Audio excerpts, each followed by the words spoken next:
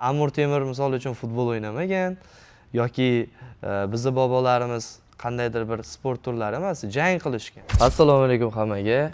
Shovqin loyihasini, o'sha bizning rekomendatsiyamizdan juda ko'p chiqayotgan shovqin loyihasini navbatdagi soniga keldik. 10 ta savolga javob beramiz.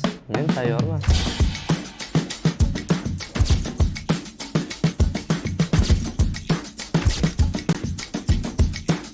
Biz uchun eng qiyin raqib kim bo'lgan? Har bitta raqib qiyin. Eng qiyin bo'lgan raqibim esa bu o'zim.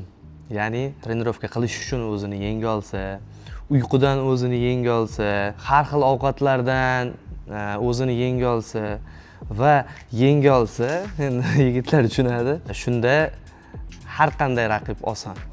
Nodilxon qachon uylanadi? Bo'ldi, tugatamiz aka. Endi nasib ko'ramiz. Может, bu yil kuzgadir, balki keyingi yil kuzgadir. Lekin bo'ydan keyin. Qaysi bo'ydan keyingiligini bilmayman. Kamilni yutish qiyin bo'lganmi yoki erki bularni? Aytyapman, o'zimni yengish qiyin bo'lgan. Har qanday raqib yutsa bo'ladi. Qilganman, eplaganman. Bundan keyingi jangim shu ikkalasi bilan bittasi bilan. Chunki 1-1, ikkalasi bilan ham 1-1. 1-1 qilib qo'yishgan xullas. Shunday ekan, 3-jang bu решающий deymizmi, hal qiluvchi trilogiya, это точка. Shuning uchun ligadan keyin e'lon qilaylik. Reglamentini buzib qo'ymaylik. Xullas, ko'ramiz. Mashg'ulot paytida eng ko'p eshitadigan top 3 musiqangiz qaysilar? Eminem'da remix musiqalari haqiqatda adrenalin beradi, haqiqatda qo'pol qilib aytsa kayf beradi, mazza qilib adrenalin ishlash kerak. Ikkinchisi massa. Haqiqiy trenirovkaga mos, haqiqiy motivatsiyani beradigan, haqiqiy bir odamni jo'shqinlantiradigan mazza qilib eshitsa bo'ladi. Uchinchisi, joyi keladi, trenirovkadan oldin o'zbekcha, chista vatan haqida aytilgan treklar bor. To'g'ri, endi kim uchundir, publikadagi odamlar uchundir yoki moliyaviy jihatdan boyvachcha odamlar uchundir kulgili eshitilishi mumkin, lekin ular o'zini ustidan kulyapti. Ya'ni o'sha vatan haqidagi deylik Yulduz Usmonovani yoki Sevara Nazarxon o'shalarning treklari jangga chiqishdan oldin, trenirovkaga chiqishdan oldin yomon kayf beradi. Sinab ko'ringlar. UFC'da o'zbek jangchilari ko'payishiga nima xalaqit beryapti? Viza. Yaxshi menejer. UFC kimlarga shartnoma beradi? O'sha pay-per-view deydi, pullik translyatsiyalar sotilishi kerak. O'zbekistonda juda u narsani zo'r tushunishmaydi. Misol uchun pulli translyatsiyalar sotib olishni. Odamlar bu odam misol YouTube'da olib berarmikan yoki qaysi Telegram kanalda olib berar ekan degan narsani, o'zimiz tushungan narsani qilamiz misol uchun. Yaxshi menejerlar bo'lib, haqiqatda o'sha uni rekordlarini UFC bilan primoy gaplashib, mana shu jangchi eng zo'ri deb tortadigan odamlar bo'lsa, menejer viza asnosida. Uzr, ozgina ko'proq gapiryapman, o'zimni soham bo'lgani uchun o'rtoqlar. Yamaykada kimlar ko'p? Balki tez yuguradigan odamlar ko'p, chunki ularning tanasi yengil bo'ladi, yengil atletikaga ixcham bo'ladi. Misol uchun Yevropa mamlakatlarida nimaga o'sha Braziliya endi Yevropaga kirmaydi-ku. Misol, nima uchun futbolistlar ko'p? O'sha yengil atletika musobaqalariga moyil bo'lganlar uchun. Biznikilar esa Amir Temur misol uchun futbol o'ynamagan yoki bizning bobolarimiz qandaydir bir sport turlari emas, jang qilishgan. Biz bilgan bobolarimiz jang qilgan. Shunday ekan, bizni O'rta Osiyo mentaliteti bilan Qozog'iston, Qirg'iziston, Tojikiston, O'zbekiston bular haqiqiy suyagi yirik, haqiqiy o'sha yakka kurashga moslashgan. Bu degani MMA'da yuragi deb men O'rta Osiyoni tan olaman. Shunday ekan, viza bo'yicha muammolar, menejer bo'yicha muammolar yillar mobaynida mana sekin-sekin o'sib kelyapti. O'sha yechiladigan bo'lsa, o'zbek bosib ketadi. Hamma o'sha katta to'p organizatsiyalar. Nodilxon kechirimli insonni. Kechiriladi, hamma kechiriladi.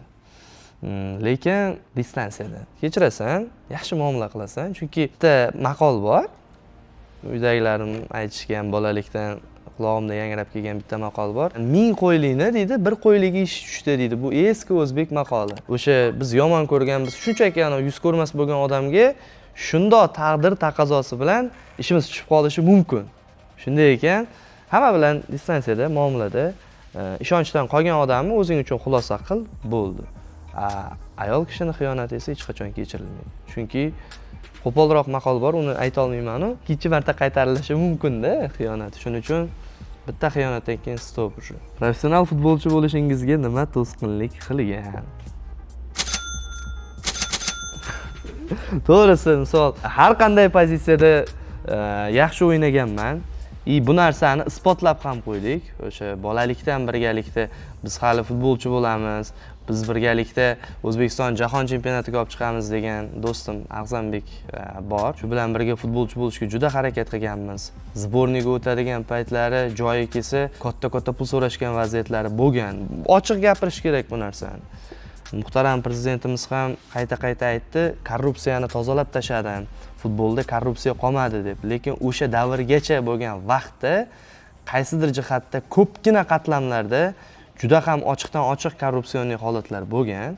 Mana hozir o'sha korrupsionniy holatlar qisman deymizmi yoki deyarli butunlay deymizmi to'xtatilib, mana O'zbekiston jahon chempionatiga yo'llanma oldi. Pozitsiyamni o'zgartirib darvozabon ham bo'lib ko'rdim. Taqdir taqozosi bilan o'sha paytlar juda katta, endi oddiy oila uchun sezilarli summalar so'ralganligi uchun afsuski o'z orzularimizdan ketishga majbur bo'lganmiz. O'zingizga rahmingiz kelgan paytlar bo'lganmi? Yo'q. To'g'ri, endi nimadir xato qilgandan keyin odam, vaqt orqaga qaytsa, mana shu xatoni qilmagan bo'lardim deb qoladi-yu, lekin meni hayotimdagi o'sha deylik intervyularda noto'g'ri gapirib qo'ygan gaplarim yoki qaysidir kim bilandir stich, ya'ni janjal holatiga borib qolgan paytlarim yo bilib bilmay kulgili gaplar gapirib yuborgan holatlarim bo'lgan bo'lsa oldin, u ham yaxshilikka. O'sha gaplar yoki o'sha holatlar bo'lmaganda odamlar meni tanimasligi mumkin edi. Mana yoshlik paytidagi gapirilgan gaplar, urush, janjallar, har xil shou, PRlar ortda qoldi. Bu yo'g'iga esimizni tanigan sayin, katta hayotga dadil qadam tashlagan sayin o'sha narsalar deylik rentgen qilib, filtr qilib boriladi va sekin astalik bilan komil inson bo'lishga, ideal inson bo'lishga harakat qilinadi. Etapma-etap, qadamma-qadam, izma-izma. Ukangiz haqiqatdan ham sizdan kuchliroq jangchimi? To'g'risini javob beraman. Mayli oilaviy sir der kimdir misol uchun aytilishi kerak emas bo'lgan narsadir, lekin ochiq gapirishni yaxshi ko'raman. Trenirovka paytlari ukam monster. Trenirovka paytlari, sparring paytlari, mehnat qilinayotganda haqiqatdan monster. Lekin jangga chiqqanda qandaydir muammolar bo'ladi, jangga chiqqanda qandaydir o'zini erkin his qila olmaydi. Bu vaqt hamma narsaga davo. Hali ko'rsatadi nimalarga qodirligini. Hali yosh, endi boshlagan. Время покажет. Eng katta olgan gonoraringiz qancha bo'lgan va qaysi jangda? Deyarli har bitta jangimda misol gonorar bir xil. Lekin hozir aytadigan bo'lsam, anchagina Octagon Family'da jangchilar orasida muhokama bo'ladi, ligani reglamentini ham buzib qo'ygan bo'lamiz, lekin menga umuman farqi yo'qligini hisobga olgan holda za выход, ya'ni jangga chiqib kelish, kletkadan ichkariga kirdingmi bo'ldi, kafolatlangan $10,000. Undan tashqari g'alaba uchun beriladigan o'sha 5,000, 6,000, 7,000 raqibga qarab bonus pullari bo'ladi. Undan tashqari reklamalar bo'ladi, o'sha paytlar orqamizda turadigan flaglar, o'sha kompaniyalarda sponsorovat qilishi. Bitta jangda misol uchun umumiy 40,000, 50,000 ko'tarmasak, u riskovat qilib jangga chiqishni keragi yo'q. Shunaqa gaplar. Endi bu yog'iga nima bo'lishi, bizni peshonamizga qanaqa gaplar, sinovlar kelishi vaqt ko'rsatadi va boyagi gap farqi yo'q menga. Aytgancha do'stlar, har xil bir keraksiz kontentlardan charchaganlar uchun mazza qilib samimiy suhbatlarni, kimnidir ichki dunyosini bilib olish uchun Shovqinga obuna bo'lamiz. Hammaga omadyor bo'lsin.